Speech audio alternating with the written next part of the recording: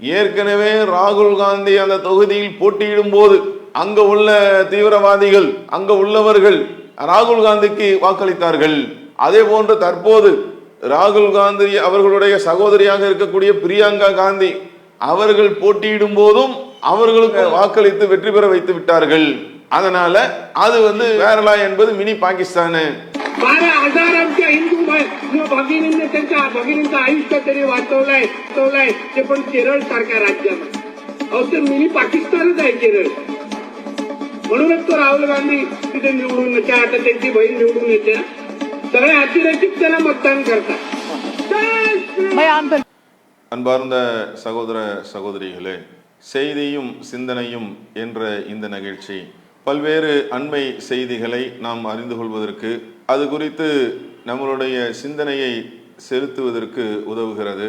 இந்த நிகழ்ச்சியின் வாயிலாக பல்வேறு செய்திகளை ஊடகங்கள் வாயிலாக, வலைதளங்களில் வரக்கூடிய செய்திகள், செய்தி நாளிதழ்களில் வரக்கூடிய அந்த செய்திகள், இவை அனைத்தையும் நாம் அறிந்து வருகிறோம். இன்றைய தினம் நாம் பார்க்க இருக்கக்கூடிய செய்தி என்னவென்றால், புனே மாவட்டம் புரந்தர் பகுதியில ஒரு பேரணி ஒன்று நடக்கிறது. இந்த பேரணியில பாஜக மகாராஷ்டிராவுடைய மீன்வள மற்றும் துறைமுக அமைச்சராக இருக்கக்கூடிய நிதிஷ் ராணே என்று சொல்லக்கூடிய அமைச்சர் கடுமையான வெறுப்பு பேச்சினை கேரளாவை குறித்து அவர் பேசியிருக்கிறார். கேரளா என்பது மினி பாகிஸ்தான் என்று அந்த பேரணியிலேயே மிகவும் ஒரு கடுமையான வெறுப்பு பேச்சினை இந்த ராணே பேசியிருக்கிறார். அப்ப இவர் முதல் தடவை பேசினது இல்லை. இது போன்று பல சர்ச்சை பேச்சுகளுக்கு சொந்தக்காரராக இவர் இருந்து கொண்டு இருக்கிறார். பொதுவா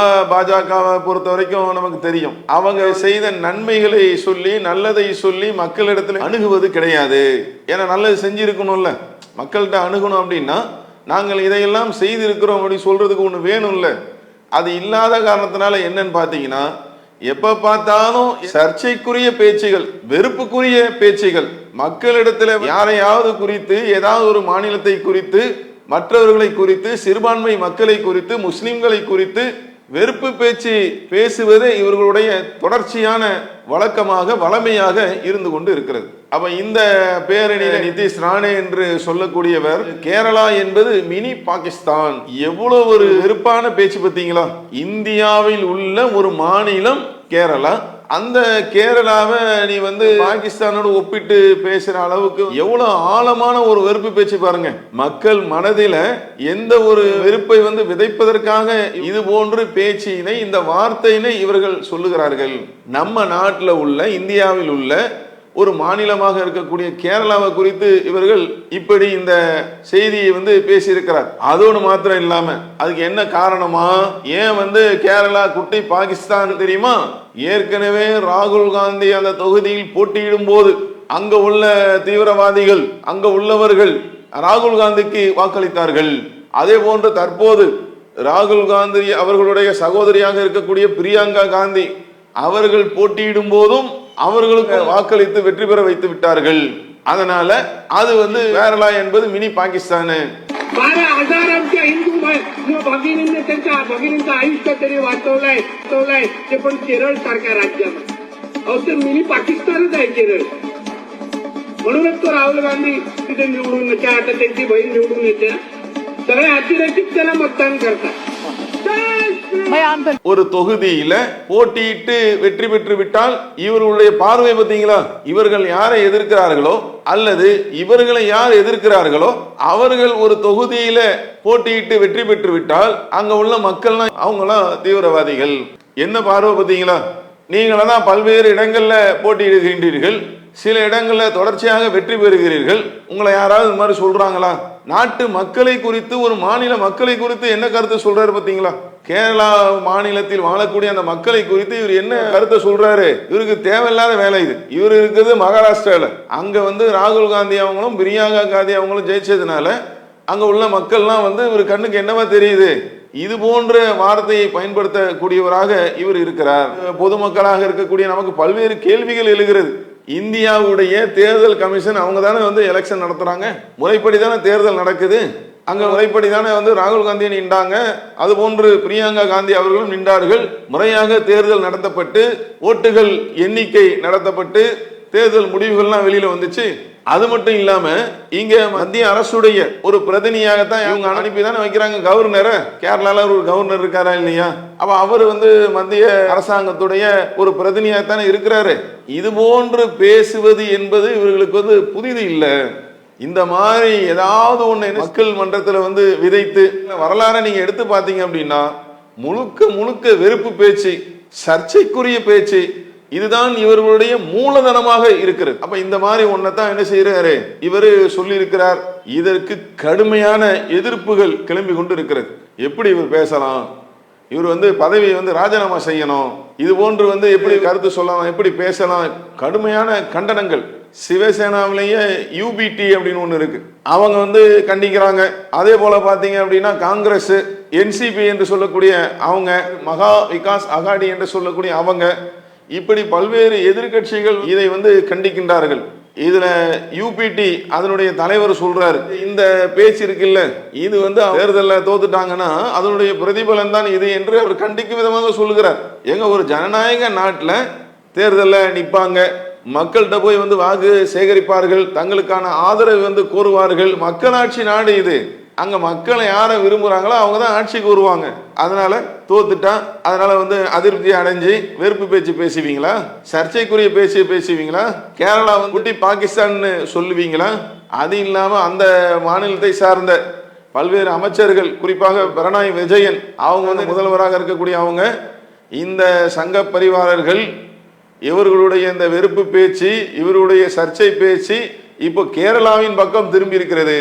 மத நல்லிணக்கத்திற்கு, அதே போல மக்கள் ஒற்றுமையாக வாழ்வதற்கு கேரளா மத நல்லிணக்கத்தின் ஒரு கோட்டையாக கேரளா திகழ்ந்து கொண்டு இருக்கிறது. அது இவங்களுக்கு பிடிக்கல. எங்கேயும் மக்கள் நல்லா இருந்துடக்கூடாது, எங்க பார்த்தாலும் சண்டை போட்டுக்கிட்டு பிரச்சனை பண்ணிக்கிட்டு ஒருவர் அடித்து கொண்டு, இவன் என்ன அதுதானே ஜெய் ஸ்ரீராம் என்று சொல்லலன்னா அடிப்பேன். இது எப்போ வந்துச்சு எடுத்து பாருங்க.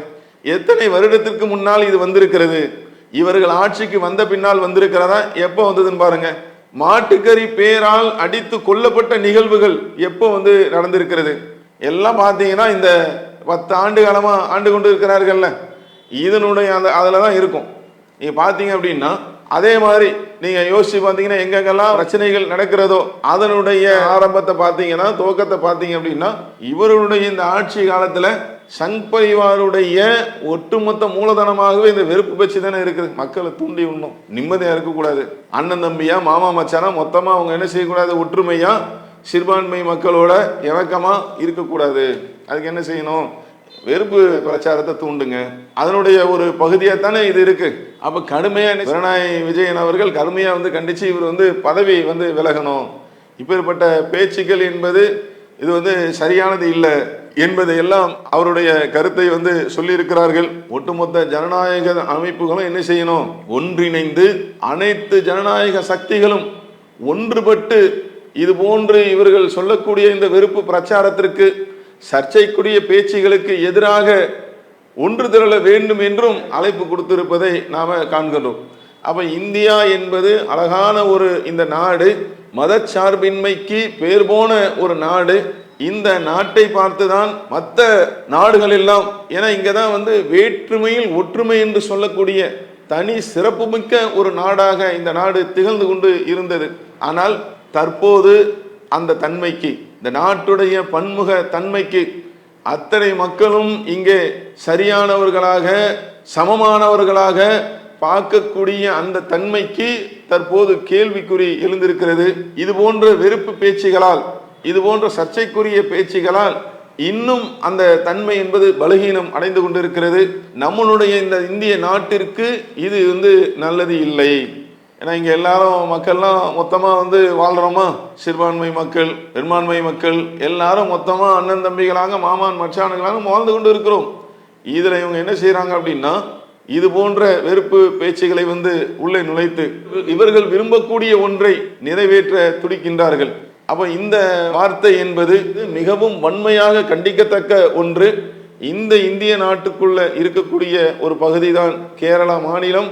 அதை பாகிஸ்தானோட ஒப்பிட்டு இவர் பேசக்கூடிய இந்த வார்த்தை என்பது மிகவும் கண்டனத்துக்குரியது. ஒட்டுமொத்த ஜனநாயகத்தை விரும்பக்கூடிய பொதுமக்களும் இதுபோன்று இவர்கள் தொடர்ச்சியாக பேசக்கூடிய வெறுப்பு பேச்சுகளுக்கும் அதே போல சர்ச்சைக்குரிய பேச்சுகளுக்கும் நாம் அனைவரும் ஒன்று சேர்ந்து ஒரு முடிவினை ஏற்படுத்த வேண்டும் என்று சொல்லி இந்த நிகழ்ச்சியை நிறைவு செய்கிறோம். அஸ்ஸலாமு அலைக்கும் வரஹ்மத்துல்லாஹி வபரகாத்துஹு. இஸ்லாம் மற்றும் சமுதாய செய்திகளை அறிந்து கொள்ள தமிழ்நாடு தௌஹீத் ஜமாஅத் யூடியூப் பக்கத்தை உடனடியாக சப்ஸ்கிரைப் செய்து கொள்ளுங்கள்.